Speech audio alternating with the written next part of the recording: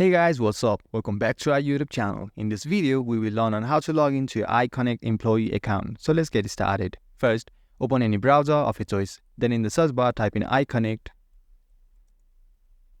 employee login, then hit enter. Then tap on the website having URL as iConnectDaily.net. In my case, it's the second one. And here, you will be facing a form asking for your email and your password to log into your account. So type your email address in the text field given for your email address. Then type a password in the text field given for your password.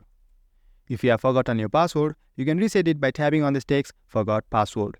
You can also check this box that says Remember Me so that you don't have to provide your login credentials next time you log in. Now to log into your account, simply tap on this login button and you will be logged into your account successfully if you got your credentials correct. And guys, that was it. I hope you found this video helpful. If you did, give this video a thumbs up and subscribe to our channel TechUp for more contents like this. Feel free to drop any of your queries or questions in the comment section below. I'll get right back to you. Thanks for watching and see you in next video.